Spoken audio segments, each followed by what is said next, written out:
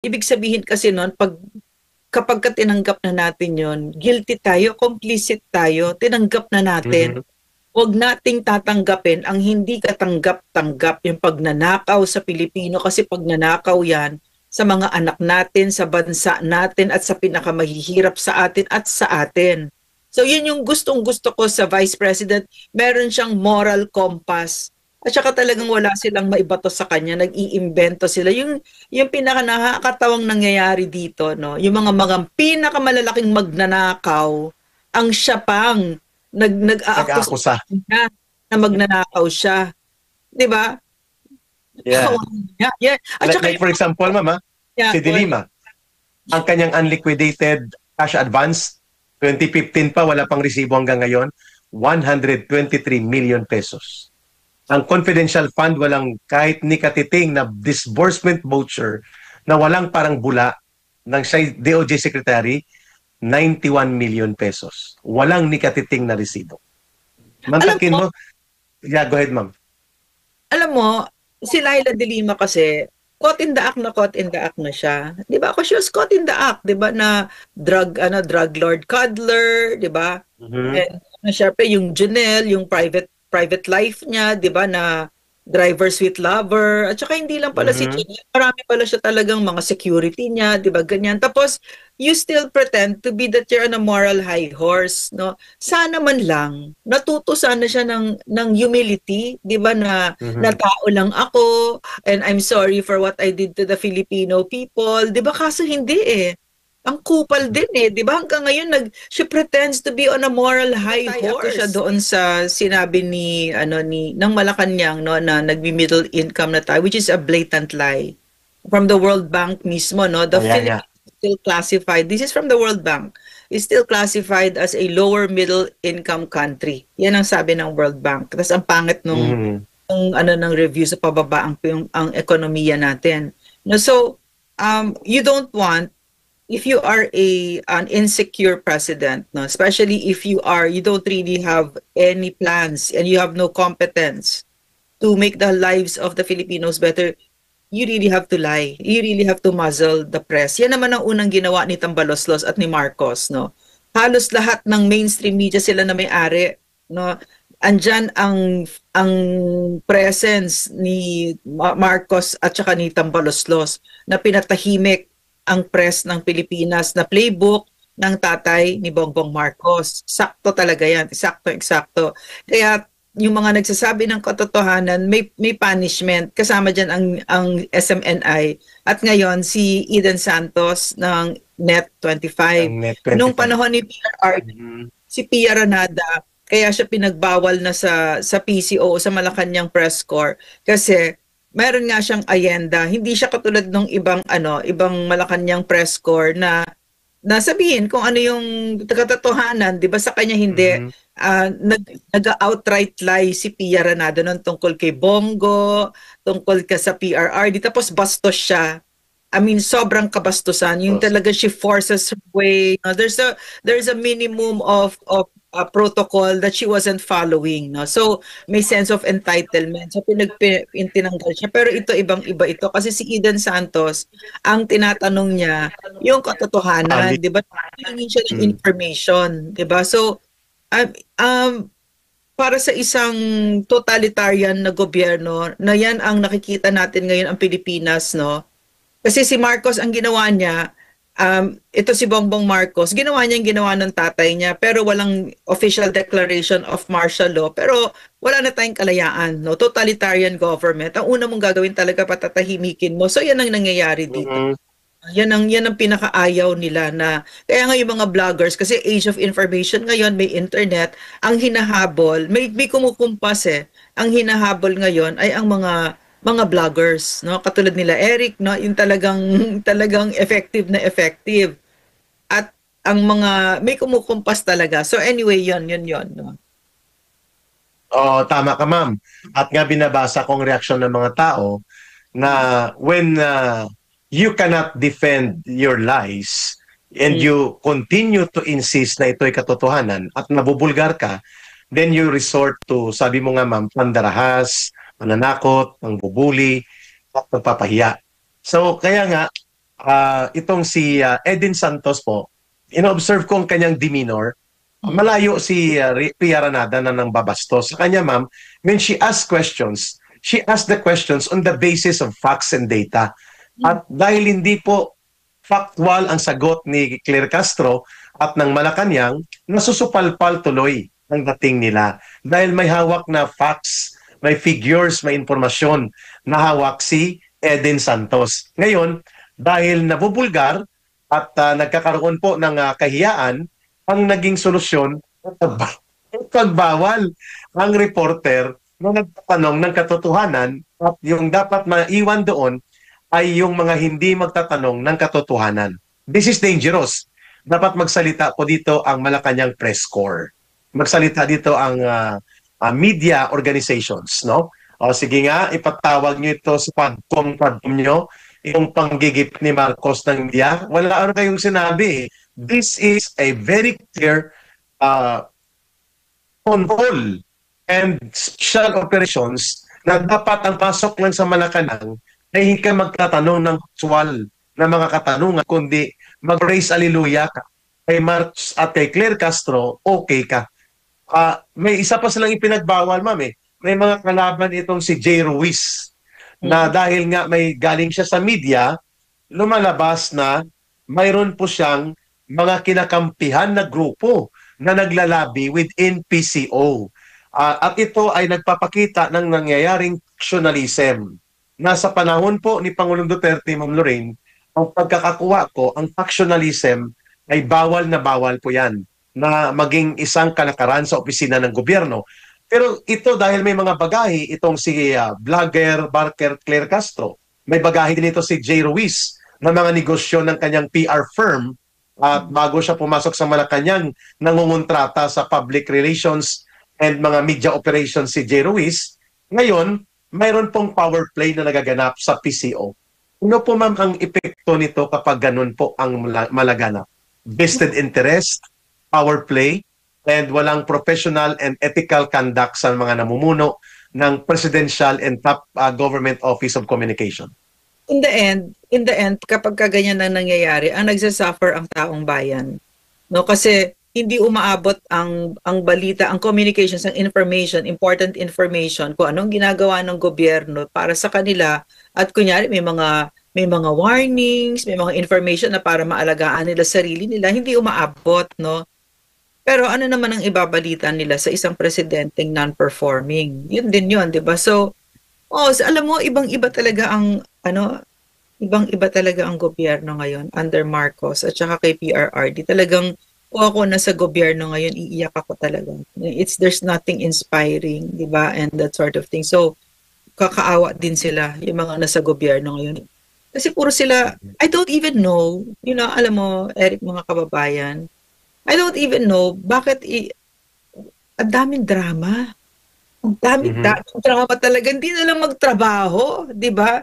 Puro na lang drama ng ganyan. At saka talagang napakagaganid. No? Very, very, very greedy. Dapat kasi dinadivest mo yung mga interest mo, mga business interest mo when you enter government. Di ba? But he did not divest. Si Jay Ruiz, as far as I know, did not divest business interest. Kasi nga, pwede mong gamitin ang connection mo sa gobyerno, ang poder mo para sa iyo. Hindi 'yon, exactly. Hindi pwede 'yon, 'di ba? Hindi pwede 'yon. Magkaliwanagan ulit tayo doon, no? Bawal 'yon. Dapat para sa taong bayan ka. 'Yun lang. Pero paano mo gagawin 'yon? Kung mismo yung pangulo yung leader mo, no? Ganun na ganun, eksakto yung ginagawa. Paano 'yon? There's no moral compass anymore. Kasi nga during my time, our moral compass was PRRD, who lived it, no? That incorruptibility, that simplicity, that humility. We lived it. I told you. Pag kumakain kami, ang pagkain talaga namin, piniritong manok, piniritong isda, isang piraso pa, alam mo yon, ganon. Tapos may sabaw, may kanin, may dessert, may gulay, ganon. Ganon lang kasimple. Tapos sasabihin niya talaga, underscores it. He says, okay naman yan, pero kasi hindi natin pera yan, pera ng taong bayan. Paulit-ulit yan, no? Pero kung hindi mo naririnig yon sa principal mo, tapos appointee ka, tapos ang dami mong hawak na resources, wala kang moral, wala kang compass, wala kang direksyon. Unlike PRRD kept a tight rein on all of us, no. He ran a tight ship. There was no doubt Yeah. that he was the leader. And if he found out na ikaw ay nagnakaw, naku, alam mo, magtago ka na lang na.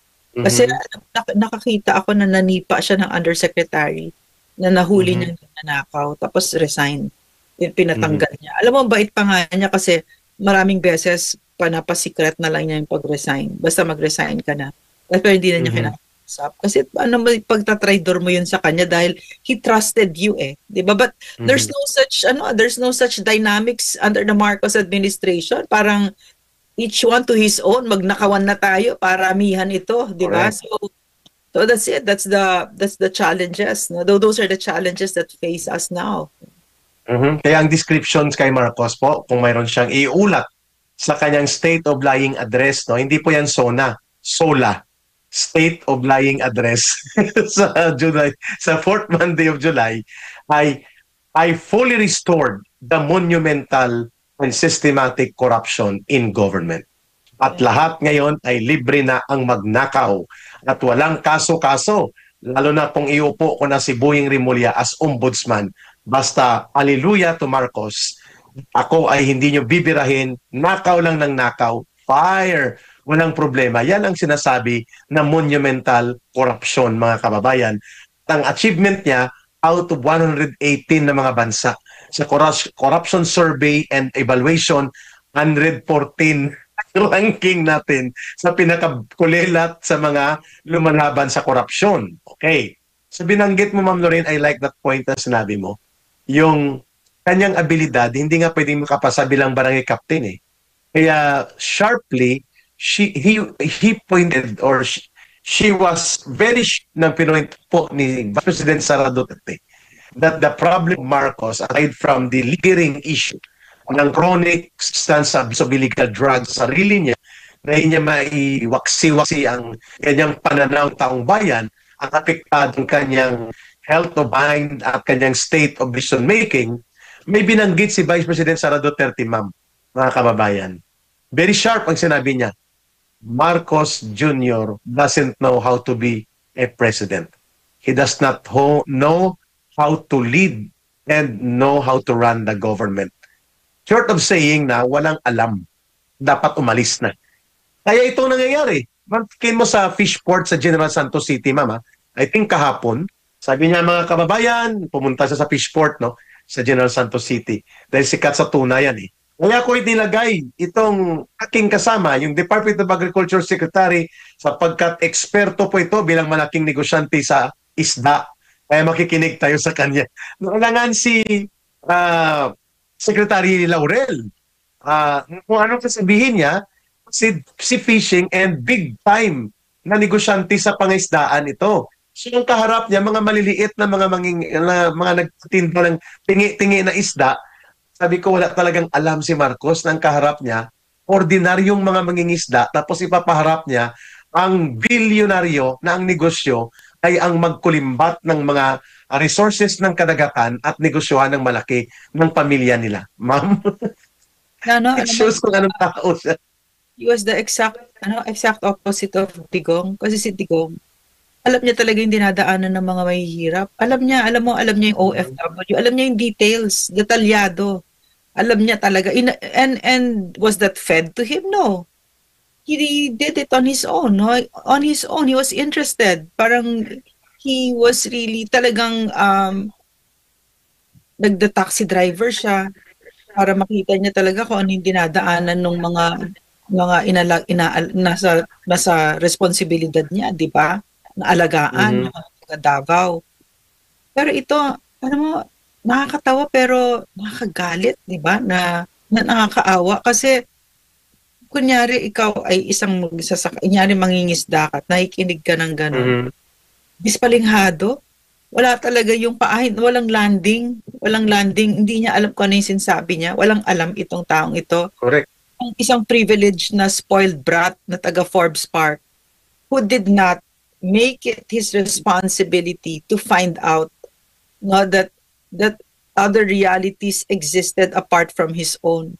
there's a term for that. It's called noblesse oblige. This means yung mga nakakarami sa buhay, dapat mas nagpapasensya ka, mas nag-iintindi ka kasi bumaba ka at inalam mo kung ano yung dinadaanan ng mga mahihirap kesa sa'yo.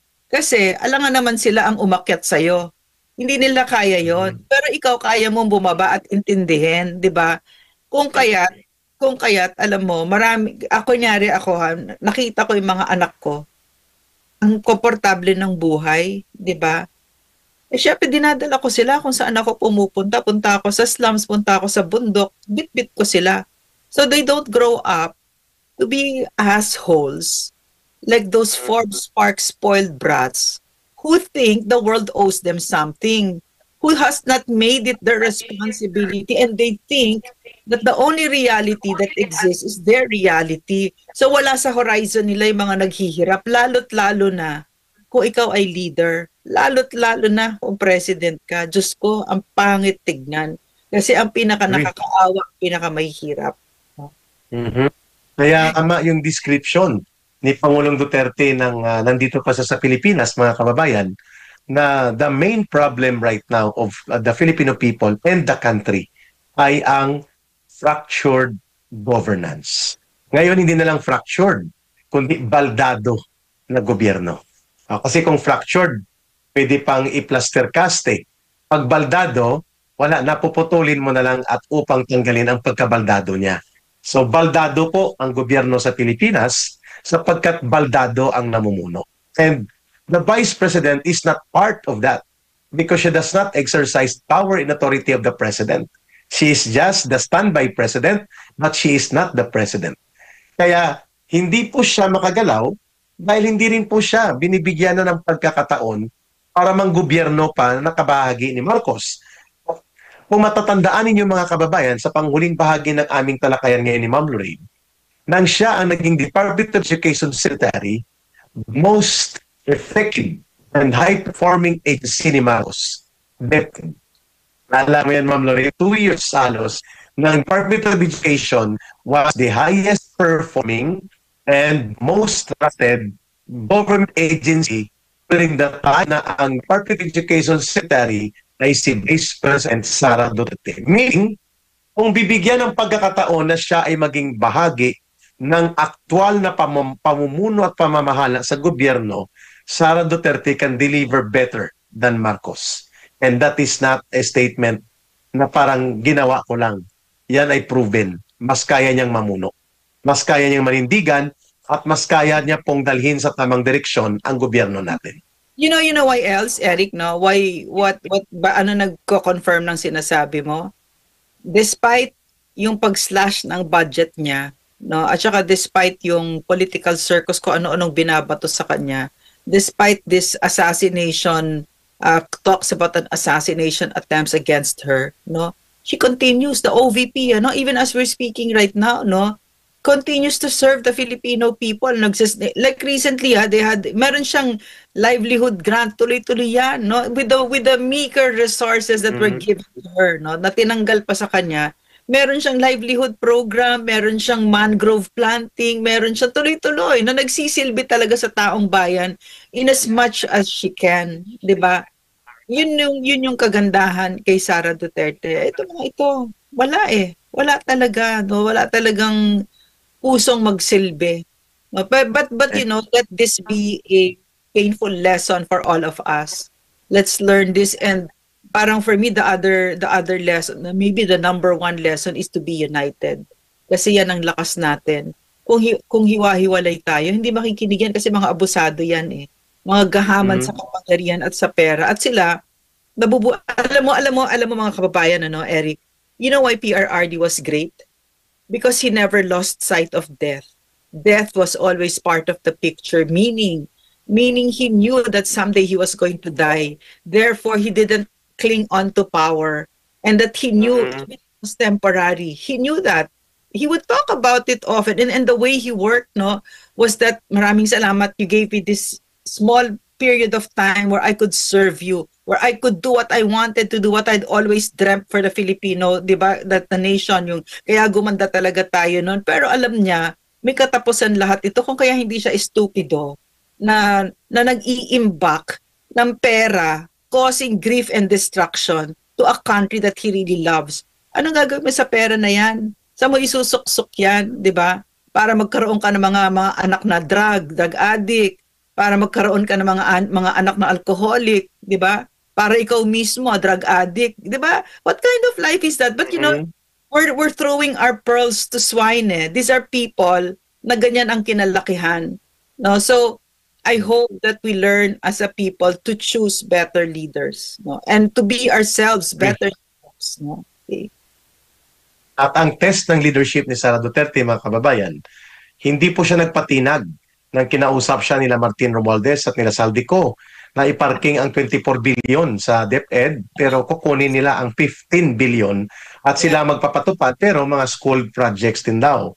Aba, na-iskandalo si Sara Duterte, hindi naman kayo taga DepEd. Bakit kayo mag-identify ng schools at mga project? Di kayo nalang mag-DepEd.